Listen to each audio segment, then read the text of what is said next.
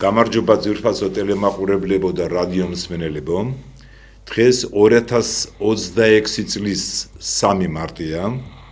პირდაპირ ეთერში არის კომენტატორ რეკორდსმენის, საქართველოს დამსახურებული მწვრთნელის, თბილისის საპატიო მოქალაქის, ბატონ ჯამრეთ ხუხაშვილის სახელობის საავტორო სპორტული ტელეგადაცემა, რომლის წამყვანი ვარ მე, სოხუმელი ჟურნალისტი თენგიზ ბაჭკორია. დღევანდელ გადაცემაში, რომელიც გაგრძელდება დაახლოებით 59 წუთი, იქნება საუბარი სხვადასხვა თემებზე, კალათბურთზე, ხელბურთზე, იქ არის ექსკლუზიური მასალებიც, აგრეთვე იქნება საუბარი ბაკურიანში გამართულ სპორტულ და საზოგადოებრივ ღონისძიებაზე, იქნება ექსკლუზიურად ნაჩვენები, ინტერვიუ სოხუმში დაბადებულ და გაზრდილ ფეხბურთელთან ირაკლი გელენავასთან, რომელიც 1987 წელს სოხუმელ სერგეი არუთუნიანთან ერთად გახდა მსოფლიო ჩემპიონი 16 წლების შორის საბჭოების ნაკრების შემადგენლობაში და იმავე წელს გახდა ვიცე-ჩემპიონი ევროპის. და გადაცემაში იქნება აგრეთვე ინტერვიუ ჩვენი სტუმართან, გადაცემის სტუმართან, ბატონ დავით თაქთაქიშვილთან. დიდი მადლობა ბატონო დავით, რომ მობრძანდით. ბატონო დავითი თითქმის მთელი ცხოვრება ახალგაზრდა კაცია, მაგრამ ძალიან დიდი გამოცდილება დაუგროვდა ფეხბურთში და არა მარტო ფეხბურთში, არამედ მწვრთნელობაში, მენეჯმენტში. ბატონო დავითი არის სოხუმის ქალთა საფეხბურთო გუნდის სოხუმის დინამოს ქალთა საფეხბურთო გუნდის მთავარი მწვრთნელი და აგრეთვე ხართ სოხუმის დინამოს საფეხბურთო გუნდის, რომელშიც შედის მამაკაცთა გუნდი, ამ გუნდის დირექტორი თუ პრეზიდენტი. ბოდიში. ახლა პრეზიდენტი, დირექტორი ჩემ დროს უფრო დირექტორები იყვნენ, ახლა პრეზიდენტი ეს უფრო დრო მოიტანა, ხო, ბოდიში. რამდენიმეჯერ ყავდა ბატონ დავითი გადაცემაში გასულ წლებში.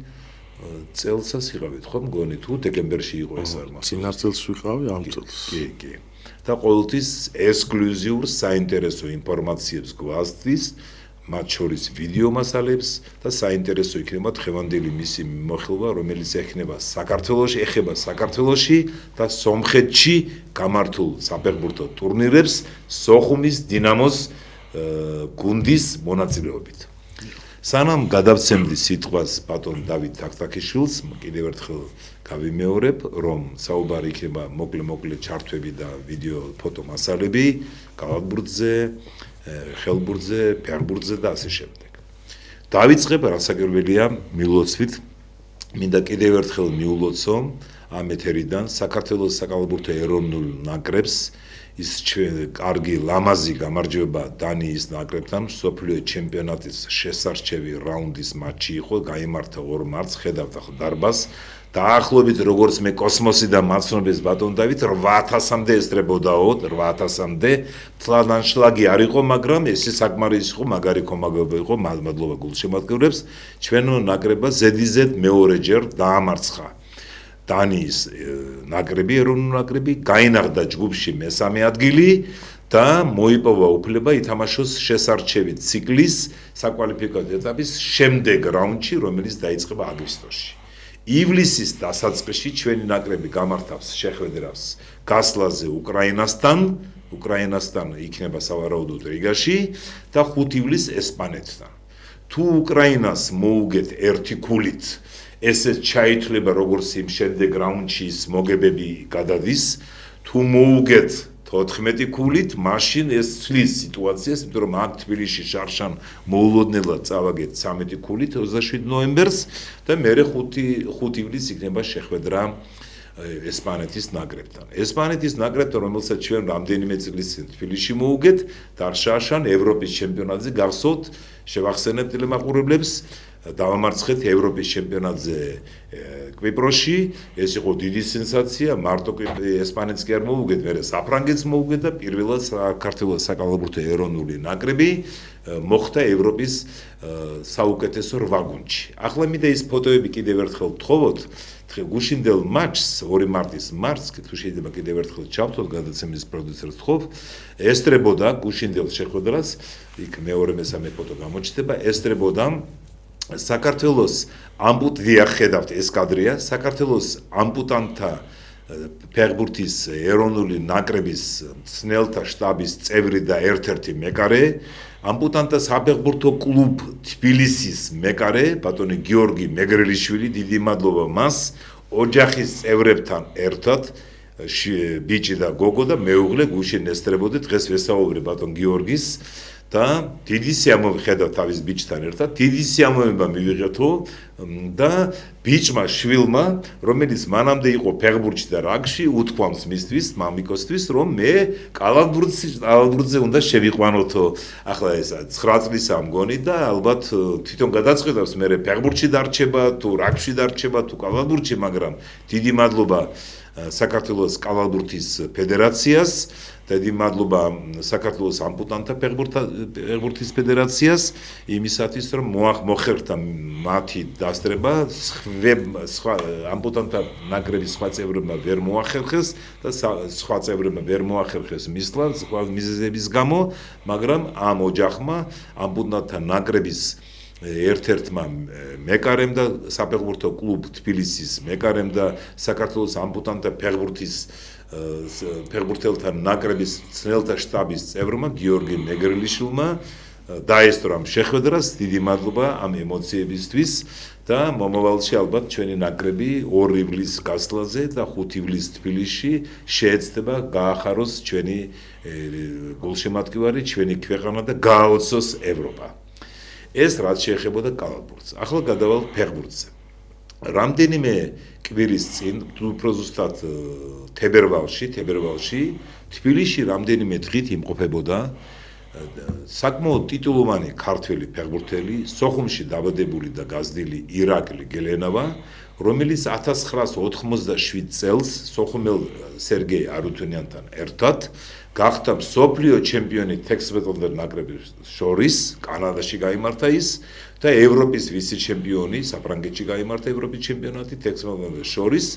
ირაკლი გელენავა სოხუმელია, სოხუმში დაიბადა, გაიზარდა და მინდა გითხრათ, რომ დიდი ხანი არ მინახე ირაკლი, სამწუხაროდ ტრავმის გამო 22 წლის ასაკში, 92 წელს მან შეწყვიტა ნაადრევად ფეხბურთელის კარიერა, თორემ ეს კარგი მცველი იყო თავის დროზე თბილისის დინამოში პატიჟენე 87 წელს, მაგრამ იმ დროს 17 წლის იყო და სოხუმის დინამოს მთავარმა წვრთნელმა, იმდროინდელმა ლეგენდარულმა წვრთნელმა ანატოლი ნორაკიძემ უთხრა თბილისის დინამოს წარმომადგენლებს, ეს 87 წლის შემოდგომაზე იყო, რომ ჯერ ადრეა 17 წლისა ცოტა მომწიფდეს და მერე სამწუხაროდ 88-ში ირაკლი გელენავა მიიღო ტრავმა, სერიოზული ტრავმა, 2 წელი გაუცდა, დაბრუნდა, მაგრამ უკვე სოხუმის ხუმში თამაშობდა 90-91 წლებში, მაგრამ ბევრი თამაში არ მოუწია ტრავმის გამო. ამას წინაშე შეხვდი მას თბილისში, მადლობა შუქრეთ გებუაძეს, სოხუმელ ფოტოკორესპონდენტს და ვიდეო ოპერატორს, რომელსაც გადაიღო ჩვენი ეს შეხვედრა და ინტერვიუ. გთავაზობთ ახლა ვთხოვ გადაცემის რეჟისორს, პროდიუსერს ჩართოს ეს ვიდეო მასალა. დიდი მადლობა.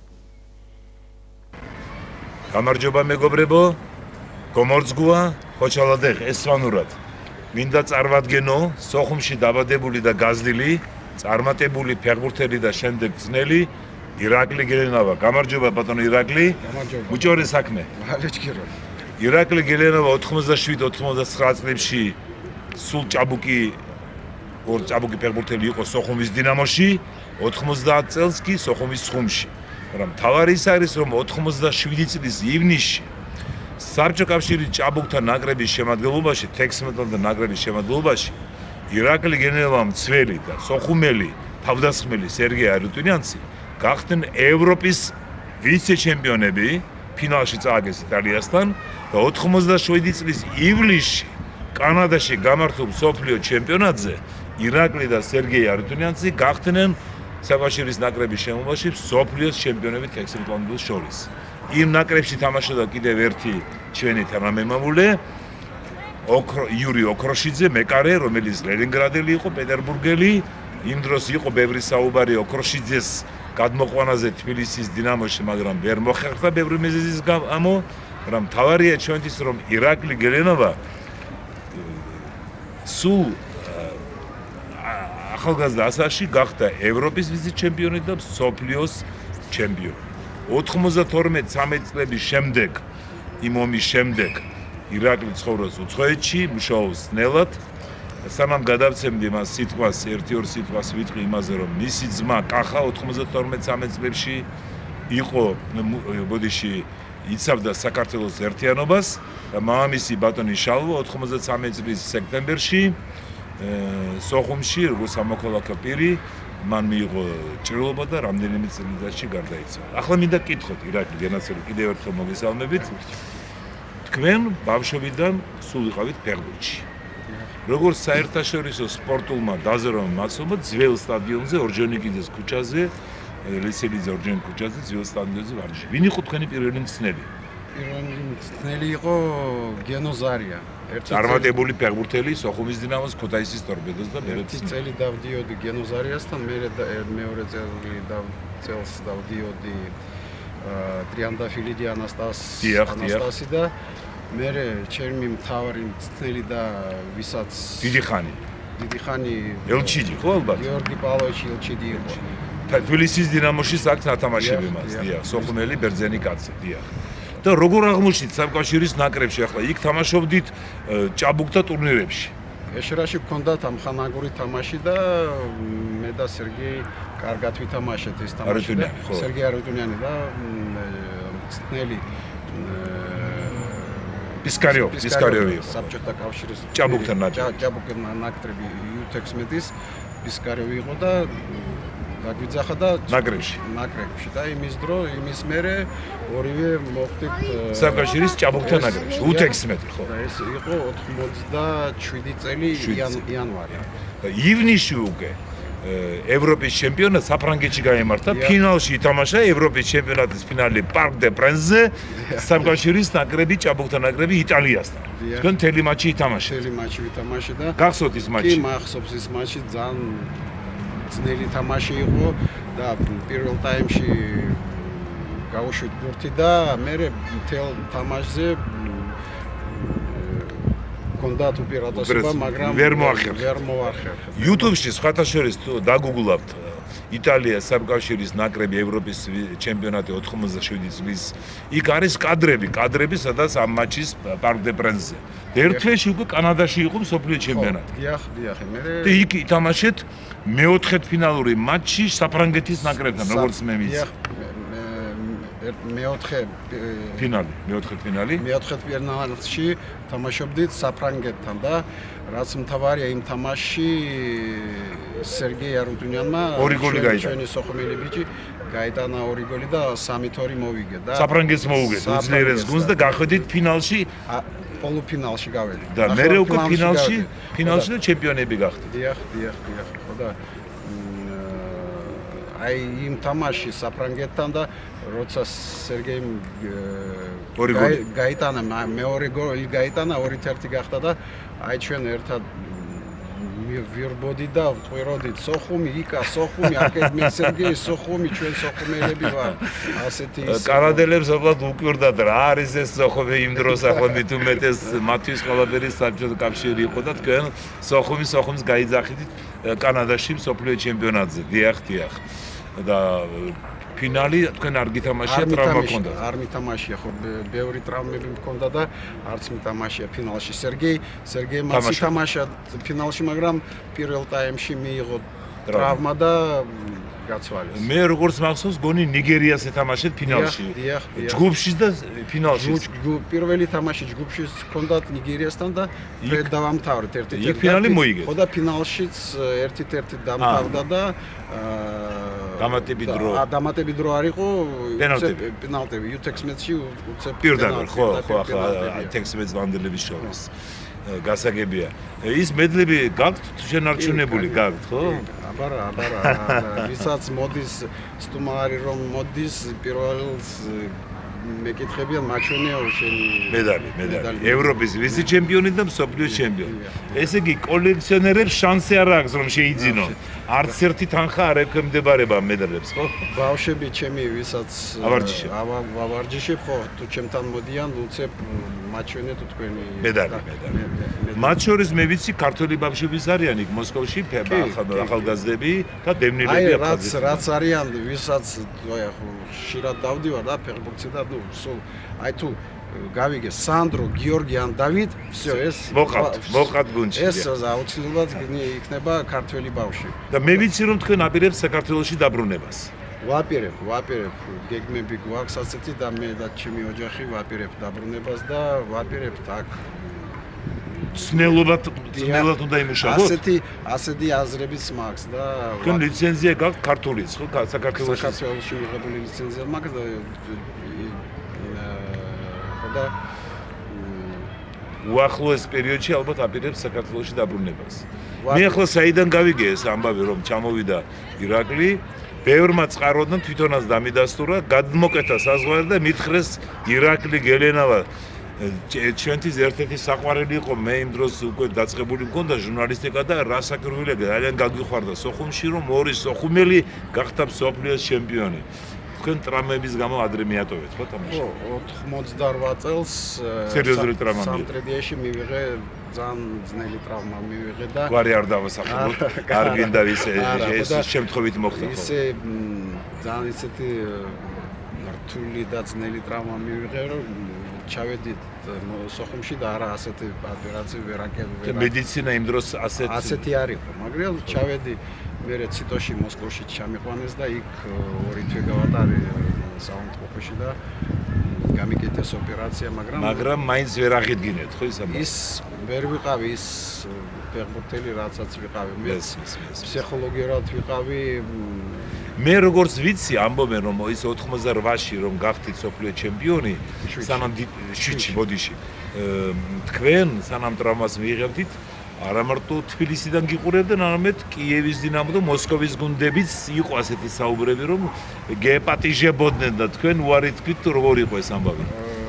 ასე მოსკოვის დინამოში იყო ვარიანტი და ვარწახვედი. ვერწავედი სოხუმში ვიყავი და სოხუმი გინდოდა და მე თბილისის დინამოზე ოცნებობდით, ხო? თბილისის დინამოზეც გამომიძახე, მაგრამ გიგან ორაკიძე თქვია რომ ჯერ ადრე არის. გიგან ორაკიძე ჩვენი ლეგენდარული მწვრთნელი, ოჩამჭირელი კაცი, რომელიც ქუთაისის ტორპედოში დიდი ხანი მუშაობდა, ნაყოფიერად მთელი თაობები გაზარდა, იმ დროს იყო სოხუმის დინამოსთან და ჯერ ადრე არისო, ხო მესმის ხო? სულთა პროფესიონალურად ადრე არისო მისი გაჟა. დრო უნდა ამას და ჯერ არ არისო მზად თბილისის დინამოში თამაში. ახლა თქვენ რასაკრუვილი თვალს ადევნებთ საქართველოს ნაკრების თამაშებს და რა თქმა უნდა ევროპაზეც ევროპის ჩემპიონატზე იყავით ხო? ვიყავი ორ თამაშზე 24-ში. ხო. ორ თამაშზე ვიყავი ეს პორტუგალიის საქართველოს და პორტუგალიის 2-0 და მეორე ხომ გავიდეს ჩვენი გუნდი გავიდა ფინალში და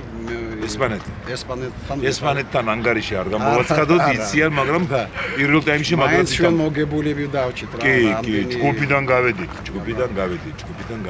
ძალიან ამდენი სიხარული და ბედნიერება ვინახია. თავარია ეს სიხარული და ბედნიერება არ იყოს ერთჯერადი და მომავალ შესარჩევ რაუნდში ერთა ლიგის მატჩებში უფრო კარგად გამოვიდეთ ვიდრე 25 წელს.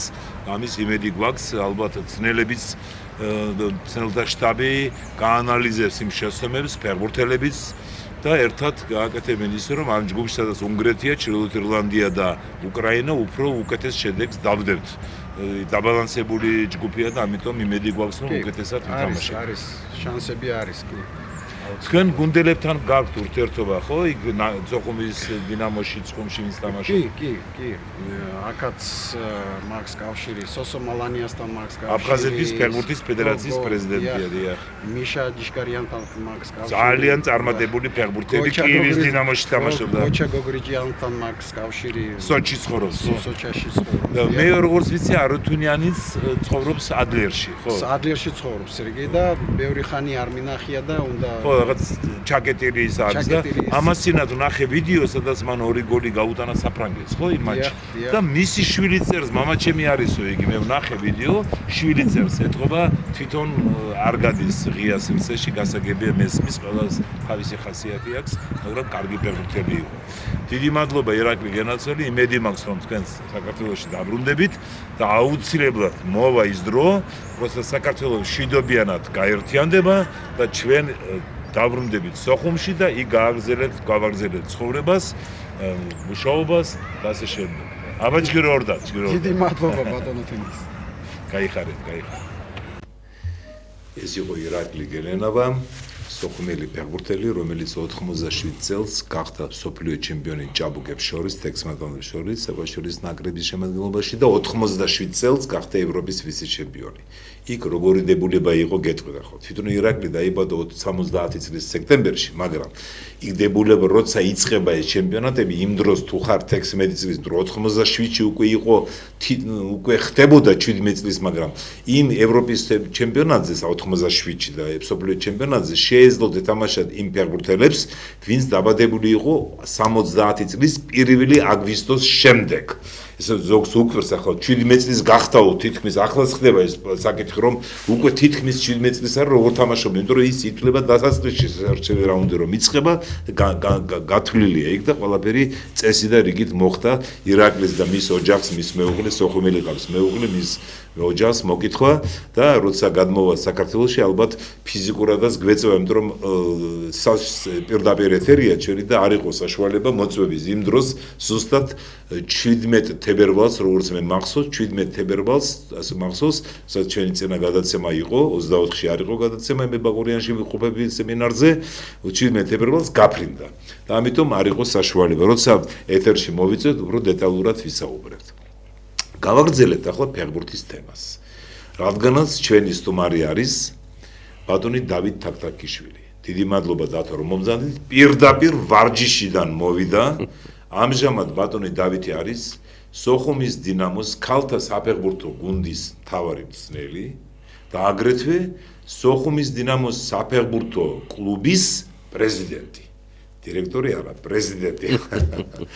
პირდაპირ ვარჯიშიდან ამ ფორმით და მკითხა სხვათა შორის წინასახოდ ვიყავი შეთანხმებული ვარჯიშიდან მოვალო შეიძლება ოფორი როგორ არ შეიძლება სპორტული გადაცემა და მოწესრიგებული კაცია. ახლა მინდა გთხოვოთ ბატონ დავით. ბოლო 2-3 კვირა ბევრი სიახლეები ჰქონდა თქვენ გუნდს. ერთ-ერთ გადაცემაში შარშა სოხუმის ცხუმის მთავარი მწვრთნელი ყავდა მე, ბატონი ნუგზარ ბოჭგუა. ვეტერანი ფეხბურთელი, რომელიც ლეგენდარული პიროვნება, ძალიან ძლიერი პიროვნება, რომელიც სოხუმში ცხოვრების დროს ფეხბურთის კარიერის, ფეხბურთელის კარიერის შემდეგ იყო მწვრთნელი ახალგაზრდების, ჭაბუკების, მერე იყო სოხუმის ცხუმის მწვრთნელი 91-12 წლებში, გიგან ნორაგეზის შემდეგ და ყავდა დეკემბერში იყო მგონი თუ ნოემბრის ბოლოს, გასული წლის ბოლოს ბატონი ნუგზარ ბოჭგუა და სოხუმის ცხუმს აუცილებლად საქართველოს ერთიანობის სიმბოლოს ვაქცევთ ყურადღებას. დღეს გადაცემის სტუმარია ბატონი დავით თაქთაქიშვილი. ახლა მაინტერესებს რაღაცა ტურნირი იყო სომხეთში და თქვენი გუნდი სოხუმის დინამო მონაწილეობდა იქ. ამით დავიწყოთ ერევნის ტურნირი, რა ტურნირი იყო, როგორ გამოხედით, რა შედეგი დაიდო, რა დასკვნები გააკეთეთ ბატონ დავით. მოგესალმებით ბატონ თენგიზ, მივესალმები მაყურებლებს, რადიო მსმენელებს. პირველ რიგში მე მინდა მოგილოცო თქვენ და სრულიად საქართველოს დედის დღე. ყველა 3 მარტია დღეს. 3 მარტია, რა თქმა უნდა. რაც შეეხება სომხეთის ვოიაჟს, ეს იყო წმინდა წყლის ამხანაგური შეხვედრები, ამხანაგური ტურნირი თებერვალში. ბატონო. ჩვენ იქ ჩავედით ურარტუს საფეხბურთო კლუბის მიწვევით. ეს ქალთა გუნდებზეა საუბარი. დიახ, ქალთა გუნდზე. ურარტუს საფეხბურთო კლუბის მიწვევით მივედით, ქვეყნის ჩემპიონი, ვიცე-ჩემპიონი ქალთა შორის. სომხეთის.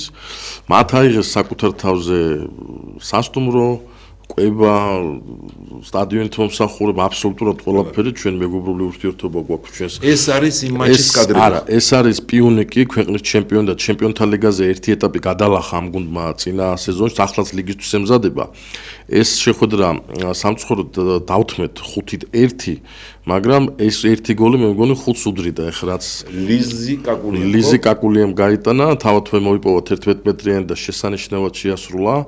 თელი მოედანი გაიარა. თუ მე ახლა გაიმეორებენ ამ კადრს. ეს უკვე ურარტუს კადრები არის, სადაც ეს ლელა ჭიჭინაძე საქართველოს საუკეთესო ფეხბურთელად არის დასახელებული. არაერთხელ შესანიშნავი გოლი გაიტანა. პირველი აქ უკვე ურარტუს ვეთამაშებით.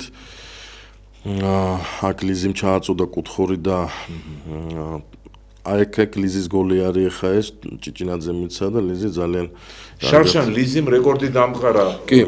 მეორე ლიგაში ხო მეორე ლიგაში ამდენი გოლი გაიტანა 107 გოლი გაიტანა თუ სწორად მოხს 105 ან 107 ამირია დათვლა და ამბობს ესე იგი საქართველოს ახალგაზრდულ ნაკრებში ახლაც თამაშზე არის ლიზი საქართველოს 17 წლამდეთა ნაკრები ატარებს ევროპის ჩემპიონატის წინასწარ შესარჩევ ეტაპს ჩრდილოეთ ირლანდიის წინააღმდეგ ერთადერთი იყო სანამ მაკედონიაში ეთამაში ხო კი მაკედონიაში არის კი ბატონო ხო დამთავრდება თუ პირველ ტაიმი დამთავრდებოდა სავარაუდოდ ხო და ლიზი არის ოჩამჩირელი ჩვენ კაკულია კი ბატონო ჯიტავა კაკულია ესე იგი ჩვენი კლუბის აღზრდილი არის ეს ბავშვი და ნახეთ კიდევაც კადრებში დაახლოებით 7 ფეხბურთელი მოატყუა და თან უნდა აღინიშნოს რომ მე ვთხოვ გადაცემის რეჟისორს ის პირველი ვიდეო კიდევ ერთხელ აი თავიდან იწყებს თავისი არა ეს მეორე არის პირველი სულ პირველი იყო თუ შეიძლება აბა აი გებსბურგ ჩვენ ნახევარზე ლიზი არის ხო? კი, ლიზი არის, აქ ორი ფეხბურთელი მოიშორა. მესამე, იქ მეოთხე და ეს 5-6 იქ არის და ნუ მეკარეს დარჩება იქ პირისპირ. იქ თუდა ჩანს, მაგრამ პენალტი მოიპოვა. პენალტი მოიპოვა და აქ ეს პენალტსაც ძალიან მაგრა ურტყავს, აუღებელი დაურტყა. ლიზი არის 16 წლის და ძალიან ნიშანდობლივია ის თუ ჩვენ რომ ამ ქვეთამაშეთ პიუნიქს შემადგენლობაში თამაშობდა 5 ლეგიონერი. სხვა გუნდია ესენი. ჩემპიონთა ლიგაზე ეტაპი გადალახა. ახლა პირველი ეტაპი ხო? პირველი ეტაპი და ნუ მათ ტექნიკურ დირექტორთან მქონდა საუბარი. $250,000 აქვთ მხოლოდ ქალთა გუნდს ბიუჯეტი წლიური. და მე შემეკითხა თუ რამდენი გვაქვს ბიუჯეტი მე მომერიდა მე თქვა იმიტომ რომ ჩვენი ბიუჯეტი არ გამოამჟავნოთ ესენი ხო მაქსიმალურად ვეცადე გამეწელა იქ მაგრამ მაინც არ გამოვიდა ხო და შეხედეს ახლა მათაც და აქ ლიზი სასწავლები ატარა იმიტომ რომ არის ეს ბავშვი არის ნუ ენით ცოტა რთული არის იმის აღწერა იმიტომ რომ ძალიან ნიჭიერია ძალიან ერთგულია და ამ ბავშვის ნიჭი და შრომაც. რა თქმა უნდა, ნიჭი და შრომა და პიროვნული თვისებები ძალიან მნიშვნელოვანი არის. და ნუ ყველა ვინც ვართ იქ გუნდში, ყველა ვცდილობთ რომ რაღაცა შევმატოთ, რაღაცა ვასწავლოთ. და რაღაცა შედეგი არის მე მგონი და დარწმუნებული ვარ რომ სულ მალე ეროვნულ ნაკრებში გამოიძახეს სხვათა შორის იყო გამოძახებული იანვრის თვეში სადაც შეაჩვია ჩვენმა მწვრთნელმა ქალბატონმა შეაჩვია ასე ვთქვათ და გარემოს და ვფიქრობ რომ ძალიან მალე დაიმკვიდრებს ადგილს ეროვნულ ნაკრებში და ჩვენ მისი იმედი გვაქვს ძალიან ბევრი ნიჭიერი ფეხბურთელი ყავს კიდე მის იქითაც ჩვენ გამორჩეულები ვართ ყოველთვის ჩვენი აღზრდილი ფეხბურთელების თამაშით ასევე არის ბიჭების მიმართულებაში სანამ ბიჭებზე გადავალ ბიჭების გუნდზე ქალთა გუნდი გახდა ჩემპიონი მეორე ლიგის ხო შარშან უმაღლეს ლიგაში გადავედით გადახედით ჩვენ ერთი ქულით გავასწარით მეორე ადგილზე მყოფ გუნდს ვითამაშეთ 26 თამაში 26 თამაშთან მხოლოდ ერთში დავმარცხდით და დანარჩენი 2 ფრე იყო და დანარჩენი ყველა მეორე წრეში პრაქტიკულად უმაღლეს ლიგაში გადახედით. უმაღლეს ლიგაში გადავედით მესამედ, ანუ მესამედ მოვახერხეთ უმაღლეს ლიგაში. გადახედით, მე დაბრუნდით და ახლა გადახედით და ალბათ იბრძოლეთ ხუთეულისთვის, ხო? ჩვენი მიზანი რა თქმა უნდა მაღალია, სურვილები, მაგრამ ნუ ფინანსებზეა ყველაფერი დამოკიდებული. სამწუხაროდ არ გვაქვს ისეთი ფინანსები, რომ შევიდეთ სხვადასხვა გუნდებთან კონკურენციაში, რადგან ლეგიონერი მოიყვანოთ დაუშვათ 1-2. თუმდაც და თუ ჩავხედავთ ჩვენს ცხრილს, ვფიქრობ, რომ ყველაზე დაბალ ბიუჯეტიანი კლუბი ვარ უმაღლეს ლიგაში, როგორც ეს იყო წინა წელს მეორე ლიგაში. ყველაფერს გავაკეთებთ იმისთვის, რომ რაღაც ჩემპიონატი როდის იწყება ახლა? 8 მარტს გვაქვს. უმაღლეს ლიგა. კი, 8 მარტს გვაქვს ქალთა ფეხბურთის ფლაგმანთან. ეს არის ლანჩხუთი, გვაქვს გასვლა ლანჩხუთში, ძალიან ძლიერი გუნდია. ძალიან კარგი ტრანსფერები განახორციელეს და ვფიქრობ, რომ მთავარი ფავორიტები იქნებიან ჩემი აზრით ჩემპიონობის ნიკელუსუსთან ერთად და ძალიან კარგი ჩემპიონატს ველოდები, რადგან 10 გუნდიანი უმაღლესი ლიგა გვაქვს და მომავალ წელს ხდება 8 გუნდიანი. შესაბამისად 3 გუნდი ტოვებს ამ სეზონში. დიახ, 3 გუნდი ტოვებს ლიგას და ძალიან დაძაბულობა იქნება როგორც ზედაცხრილში. ესე იგი თქვენ უნდა დაიკავოთ მე-5, მე-6, მე-7 ადგილამდე. კი, მაგრამ გეგმავთ რომ 4-ში შევიდეთ რა, ანუ ჩვენი მიზანი, მაგრამ თუ არ გავარდით, საიდუმლო ინფორმაცია. თუ არ გავარდით, რა თქმა უნდა, თუ კი არა არ გავარდებით, იქნება უკვე დადებითი მაჩვენებელი, რადგან კიდევ ერთხელ განმეორდები, რომ ფინანსები არ გვაქვს. მიუხედავად იმისა, რომ ჩვენ ბევრს მუშაობთ და წინა წელს ფინანსების მოპოვების კუთხით. წინა წელს აფხაზეთის ავტონომიური რესპუბლიკის სპორტისა და ახალგაზრდულ საქმეთა სააგენტომ მცირეოდენით შეძლო ჩვენი დახმარება. დაგეხმარათ. კი ბატონო, მე მინდა მათ მადლობა გადაუხადო ამ ხარდაჭერისთვის. იმედი მაქვს, რომ ამ წელს კიდევ გაგრძელდება და გაიზრდება ეს დაფინანსება. მაგრამ ჩემთვის რა თქმა უნდა აფხაზეთის მთავრობა ვალდებულია ეს გააკეთოს და ეს ვალდებულება არის მათი. გეხმარებოდათ და გეხმარებათ, ხო? რაღაც დოზით, ხო? კი, ბატონო, ხა როდის მეტი იყო, როდის ნაკლები, ხა მაგას არ აქვს მნიშვნელობა, მაგრამ ჩემთვის მთავარი არის ერთი ძალიან დიდი უკიდურესობა ბატონ თენგიზ, რომ კერძო სპონსორები, კერძო კომპანიები არ მოდიან. დაახლოებით 50-მდე კომპანიას მივმართეთ არაერთხელ. თქვენი მეგობრული არხებით, პირადი კავშირებით, მაგრამ აზრი არა აქვს. უბრალოდ დღეს საქართველოში ხდება ესეთი რაღაცა, პირდაპირ შემიძლია თქვა პირდაპირ ეთერში, უნდა ყავდეს კონკრეტულ კომპანიაში ნაცნობი. ბოდიში ამ სიტყვისთვის უნდა მიცი 10 კატი ეტყობა ვიღაცას. არა, ერთი წამით. ახლა ჩვენ არ გადავიდეთ ამ თემებზე. თქვენ იმდენ ხალხს იცნობთ თბილისში მთელი პერიოდი ხართ ფეხბურთში და ამიტომ ეს ისეთი თემებია. მესმის რთულია მოყვანა კი, ჩვენ ყავდა რამოდენიმე კომპანიებს არ დავასახელებ, რადგან რეკლამაში არ ჩაითვალოს, ყავდა და მე მათ დიდი მადლობა მე და გადაუხადო ძალიან წინა წლებში მათ შორის ეკიპირებას გეხმარებოდნენ ტრანსპორტის თემას. კი, არა მარტო კიდე ხელფასებში გეხმარებოდნენ ძალიან ძლიერი კომპანიები ყავდა და ძალიან კარგად და ერთადერთი კაცი დაჟე იყო სოხუმელი კაცი გეხმარებოდა ბატონი კახა აქედან დიდი მადლობა გეკითხება ბატონ კახას და იმედი მაქვს რომ ოდესმე თქვენ ისეთი მიზანი დასახული ხართ ბატონ დავით რომ მე დარწმუნებული ვარ თქვენს გამოცდილებასაც იღებთ ახლა რომ ამ პერიოდში როცა თქვენ ეძებთ სპონსორებს ფიქრობთ აი გუშინ შეხვდე აი დღეს ხანაერად მე დარწმუნებული ვარ თქვენ მოახერხეთ მოზიდვას და ბატონ დავითი ზოგი მეკითხება რა კავშირი აქვს სოხუმთან მამამისი იბრძოდა 92-13 წლებში იცავდა ერთიან საქართველოს აფხაზეთში იყო იქ იმ ომის დროს რუსეთ-საქართველოს ომის დროს ისე ოჯახშია გაზრდილი რომ მისთვის აფხაზეთის თემა თბილისში ისე აფხაზეთის თემა არის ერთ-ერთი მთავარი და ამიტომ რამდენიმე წელი იყო მე წავიდა გუნდიდან რაღაცა სიტუაციები ისე მოხდა მე დაბრუნდა მაგრამ ახლა შეიძლება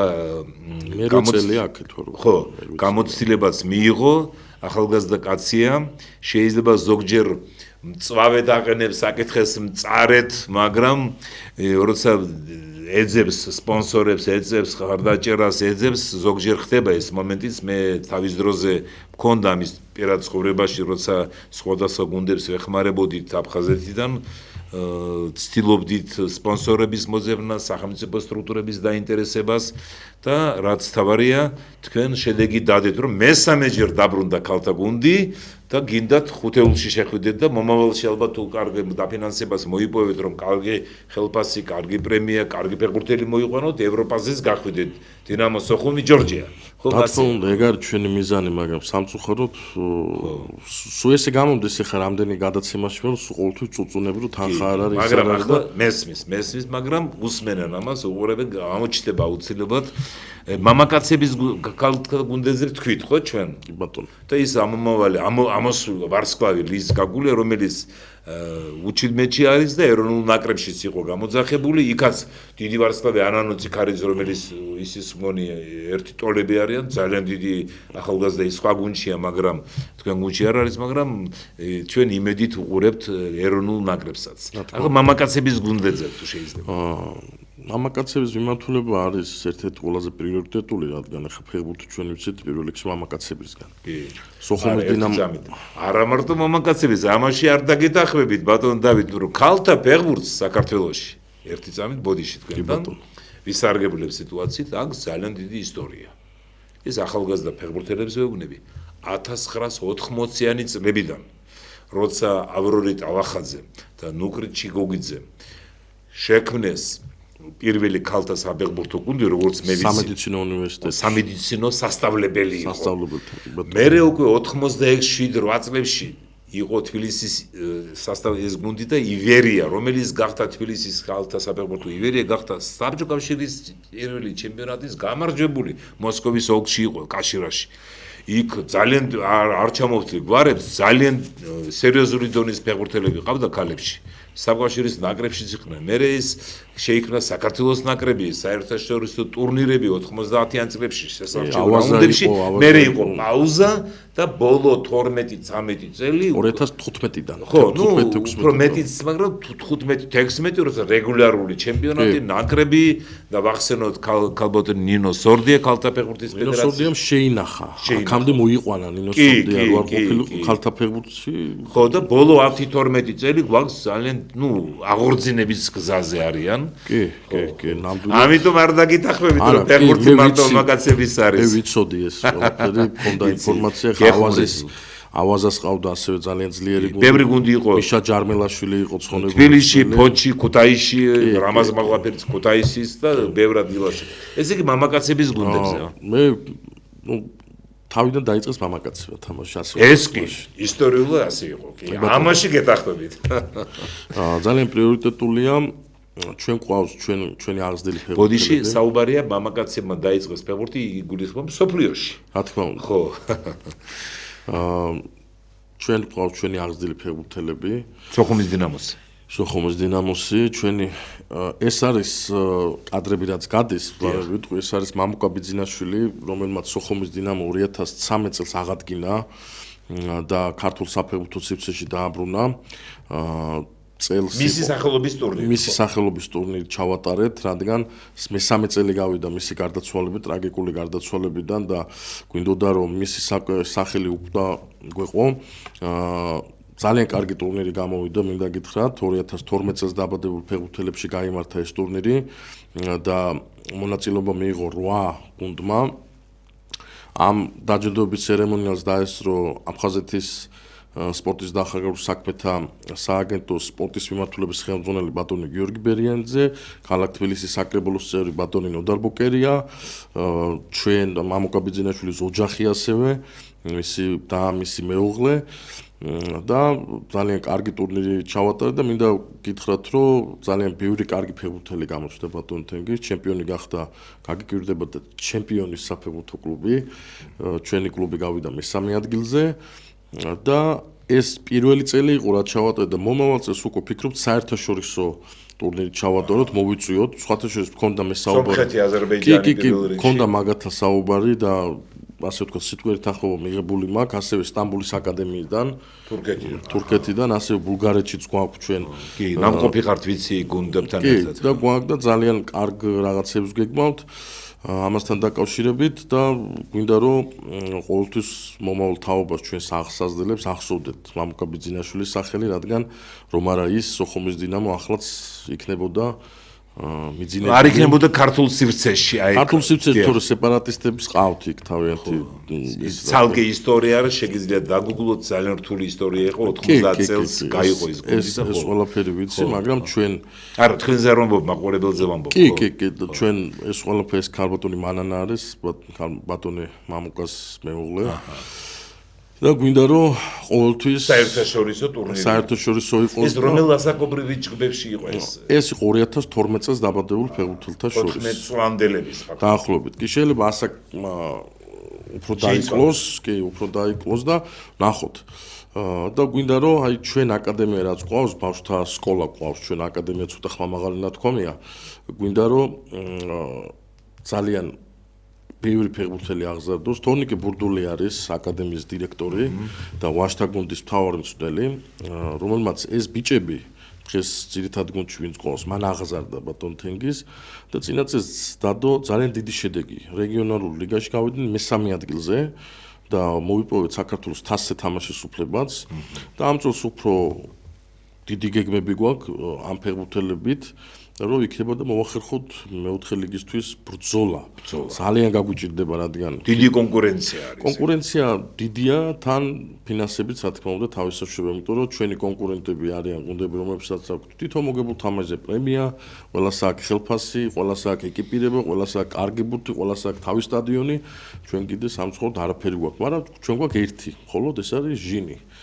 და ვფიქრობ, რომ მით უმეტეს თქვენ ისე აქტიურად ხართ ჩართული ამ საქმეში, ღმერთი ამას ხედავს, აუცილებლად მე ვფიქრობ, სახელმწიფო სტრუქტურებიდან უფრო მეტი დახმარება იქნება, დახმარება იყო როგორც თქვენ, მაგრამ უფრო მეტ ელოდებით და კერძო სტრუქტურებშიც გამოჩნდებიან, როგორც წინა წლებში იყვნენ.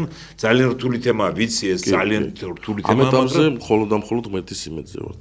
დიახ, მაგრამ მე ღმერთი ხედავს, მეთქი იმიტომ ამბობ, რომ ძალიან ბევრია თქვენ მეგობრებთან, კოლეგებთან ერთად თელი გუნდია ხო, ვინც გეხმარება, ცნელები, ცნელთა შტაბი და შედეგიც დაიდება. ახლა დროებით ჯერ არ გაწყვეტინებთ, მაგრამ ცოტა პაუზას გავაკეთებთ, მერე დაუბრუნდებით, კიდევ ერთხელ გავიმეორებ, პირდაპირ ეთერში არის კომენტატორ რეკორდსმენის, საქართველოს დამსახურებული წვრთნელის ბატონ ჯამრით ხუხაშვილის სახელობის საავტორო სპორტული ტელეგადაცემა, რომლის წამყვანი ვარ მე, სოხუმელი ჟურნალისტი თენგიზ პაჭკურია. გადაცემის დასაწყისში იყო საუბარი კალათბურთზე, ფეხბურთზე, ახლა მინდა რამდენიმე სიტყვა თქვა ხელბურთზე. იცით რომ ჩვენი ხელბურთი განსაკუთრებით მამაკაცებში და ქალებშიც არ იჩქაროთ, ჯერ ფოტოები არ იჩქაროთ. ცოტა ხანში აღორძინების ზაზია საქართველოს ხელბურთთა ეროვნულ ნაკრებმა ორჯერ მიიღო მონაწილეობა ევროპის ჩემპიონატის ფინალურ ეტაპზე, ფინალურ ნაწილში 20 წელს გერმანიაში, 26 წელს შვედეთში და 19 მარტს გაიმართება მსოფლიო ჩემპიონატის შესარჩევი რაუნდის პირველი მატჩი საქართველოს და ისრაელის ეროვნულ ნაკრებებს შორის. მე ასე მითხრა საქართველოს ხელბურთის ფედერაციის პრეზიდენტმა ბატონმა ვახტანგ მეიფარიანმა, საქართველოს ეროვნულ ნაკრების ყოფილმა კაპიტანმა 90-იან წლებში, მან მითხრა რომ 19 მარტს დაგეგმილია შეხვედრა თელავში და 21 მარტს უნდა იყოს საპასუხო შეხვედრა. ალბათ, ისრაელში ასე დაგეგმილი სიტუაცია გვაჩვენებს, მე სად იქნება ისრაელში, იქნება თუ სხვაგან თუ მეორე მატჩი საქართველოში, ბევრი ვარიანტია, მაგრამ ჯერჯერობით ასეთი ინფორმაცია მაქვს. და რასაკვირველია, ხელბურთის ფედერაცია ცდილობს გაანვითაროს აგრეთვე გაანვითაროს ხელბურთი უფრო პოპულარული გახდეს სკოლებში. სპეციალური პროგრამა არსებობს საქართველოს ხელბურთის ფედერაციის და სახელმწიფო კლუბ ბარსელონას შორის არსებობს თანამშრომლობა, რომლის ჩარჩოში საქართველოს ხელბურთის ფედერაციამ, ახლა შეიძლება დაიდოს ის ფოტოები, გახსნა რამდენიმე დღის წინ ეს ფოტოა საბავშვო აკადემია, ხელბურთის ფედერაციის საბავშვო აკადემია თბილისში, პალიაშვილის ქუჩაზე მდებარე 165 სკოლაში. იქ არის დარბაზი მოწყობილი, შესაბამისი ხელშეკრულება არის სკოლის დირექციასთან და ამ გახსნას ესწრებოდნენ იქ აკადემიაში, საბავშვო აკადემიაში გოგონათა და ბიჭების გუნდების წევრები, ნორჩის სპორტსმენები, ხელბურთელები, შეიძლება ყველა არ გახდეს ხელბურთელი, მაგრამ მიდის ხო ეს პროცესი, ცნელებიც ყავთ იქ ხედავთ ბატონ ვახტანგ მეიფარიანს, იქ არის ნაკრების კაპიტანი თეიმურაზ ორჯონიკიძე, რომელიც ტრავმირებული იყო გასული წლის ერთ-ერთ ბოლო მატჩი ნაკრების და სამწუხაროდ გამოტოვა ევროპის ჩემპიონატი, იმედი მაქვს რომ რამდენიმე თვეში ის დაუბრუნდება ეროვნულ ნაკრებს. ეს პრეზენტაცია გაიმართა ხელბურთის აკადემია გაიხსნა და ამ პროგრამის მიხედვით ჩარჩოებში ეტაპობრივად იგეგმება საბავშვო აკადემიების გახსნა თბილისის სხვა სკოლებში, რამდენიმე სკოლაში და აგრეთვე რეგიონებში და ხელბურთის ფედერაცია ცდილობს უფრო პოპულარული გახადოს ხელბურთი როგორც თბილისში, ისე რეგიონებში და ხომ იცით ახლა ფეხბურთთან კონკურენციაში ვერ შევა. ფეხბურთი იყო და არის ნომერ პირველი ეს სპორტს აღემატებაო როგორც ამბობენ. მე მიდის იქ სადაო საკითხებ რა კალათბურთი, რაგბი, ხელბურთი, ფრენბურთი, წყალბურთი და ასე შემდეგ გუნდურ სახეობებზეა საუბარი რასაკერველია. მე არ ვამბობ ინდივიდუალურ სახეობებზე და მინდა მადლობა უთხრა ხელბურთის ფედერაციას იმისათვის რომ მომიწვიეს ვესწრებოდი ღონისძიებაზე, დიდი სიამოვნება მივიღეთ და 10 მარტს და 17 მარტს ჩვენ გადაცემებში შენ კონკრეტულად უფრო მეც ვისაუბრებთ საქართველოს ხელბურთელთა ეროვნული ნაკრების მატჩზე, პირველ და მეორე მატჩზე მსოფლიო ჩემპიონატის შესარჩევ რაუნდში. მე ვახსენებ ბაკურიანი გადაცემის დასაწყისში. ბაკურიანში 22-25 თებერვალს გაიმართა სპეციალური ღონისძიება, ჯერ არ ვიჩქაროთ, სპეციალური ღონისძიება, რომლის ორგანიზატორები იყვნენ საქართველოს ვეტერანების საქმეთა სახელმწიფო სამსახური და საქართველოს ახალგაზრდული მედია კავშირი. უпростоრად საქართველოს ახალგაზრდული მედია კავშირი, საქართველოს ვეტერანების საქმეთა სახელმწიფო სამსახურის ხარდაჭერით ამ ღონისძიებაში მონაწილეობდნენ 1992-93 წლების ომის ვეტერანები, საერთაშორისო სამხედრო მისიებში დაჭრილი მეომრები და შეშემე პირები. ამ ღონისძიების ჩარჩოებში გაიმართა ტურნირი შილდოსნობაში. ამ ტურნირს დაესწრო სპეციალურად თბილისიდან ბაკურიანში ჩამოსული გენერალ-მაიორი კობა კობალაძე, საქართველოს ვეტერანების საქმეთა სახელმწიფო სამსახურის დირექტორი. ამ ღონისძიების მონაწილეების წინაშე მეც მომიწია სიტყვით გამოსვლა მე 20 საუკუნეში აფხაზეთში არსებულ სიტუაციაზე, თუ როგორ წიფლებოდა ის 92-93 წლების ომი, რა სიტუაცია არის დღეს, მაგრამ სიტყვით გამოვიდა ბატონი კობალი კლიკაძე, ტიტულოვანი ჟურნალისტი, რომელიც საქართველოს ვეტერანების საქმეთა სახელმწიფო სამსახურის ერთ-ერთი სამმართველოს კოორდინატორია, ძალიან გრძელი სახელი და არ ვამბობ. გამოვიდა ქალბატონი ზაირა მიქატაძე, რომელიც იმ ომის მონაწილეა და ეს ღონისძიება დაგვირგვინდა ამ შილდოსნობის ტურნირი, ძალიან საინტერესო ტურნირი იყო. საქართველოს სხვადასხვა ქალაქებიდან, კუთხეებიდან იყვნენ ჩამოსული ომის ვეტერანები, საერთაშორისო მისიებში დაჭრილი მეომრები, შეშემე პირები და ძალიან საინტერესო ღონისძიება იყო.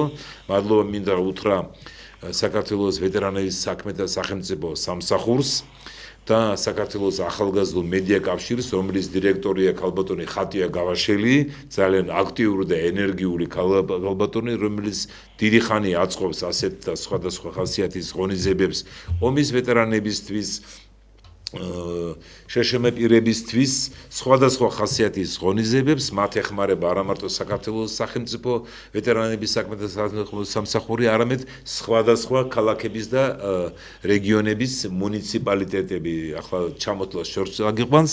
ეს იყო ძალიან საინტერესო ღონისძიება, რაც შეეხება ჩვენ გადაცემას, უკვე თითქმის ახლოს ვართ ფინიშისკენ მიგავდივართ და კიდევ ერთხელ დიდი მადლობა მინდა უთხრა ბატონ დავით თაქთაქიშვილს, რომელმაც დეტალურად მოგიყვა სოხუმის დინამოს ქალთა საფეხბურთო გუნდის წარმატებებზე და მომავალ გეგმებზე, მამაკაცების გუნდებზე და სხვათა შორის დღეს საბერძნეთში, კრეტაზე, ირაკლიონში ტარდება სოფლიო ჩემპიონატის 27 წლის სოფლიო ჩემპიონატის შესარჩევი რაუნდის მატჩი საბერძნეთის და საქართველოს ქალთა ეროვნულ ნაკრებებს შორის. წარმატებები ჩვენ ნაკრებს. აუცილებლად და მე წინასწარ დავეკონტაქტე რამდენიმე ქართველს, რომლებიც ცხოვრობდნენ კრეტაზე და დამპირდნენ რომ რამდენიმე ადამიანი 10 იქნება 15 20 არ ვიცი, მაგრამ მივლენ დღეს მატჩზე და უკომაგებენ საქართველოს ნაკრებს. ჩვენ რამდენიმე ფეხბურთელი ტრავმის გამო ქალთა ნაკრებს გამოაგდა, საბერძნეთი ძლიერი გუნდი, არ ვიცი როგორ დამთავრდება მატჩი. და მაგრამ მინდა უსურვო წარმატებით ჩვენ ქალთა ნაკრებს. კიდევ ერთხელ დიდი მადლობა ბატონ დავით. ჩვენი გადაცემის დრო ამოიწურა. შეგახსენებთ რომ პირდაპირ ეთერში იყო კომენტატორ რეკორდსმენი საქართველოს დამსახურებული წნელის ჯამრით ხუხაშვილის სახელობის საავტორო სპორტული ტელეგადაცემა, რომლის ამყვანი ვარ მე, სოხუმელი ჟურნალისტი თენგიზ ბაჭკორია. გადაცემის ერთადერთი და მთავარი სტუმარი იყო ბატონი დავით თაქთაქიშვილი, სოხუმის ქალთა საფეხბურთო გუნდის მთავარი წნელი და საფეხბურთო კლუბ დინამო სოხუმის პრეზიდენტი. დიდი მადლობა ყველას, დიდი მადლობა დავით. გისურვებთ ჯანმრთელობას და წარმატებებს. კარგად ზანდებოდეთ. აბაულა.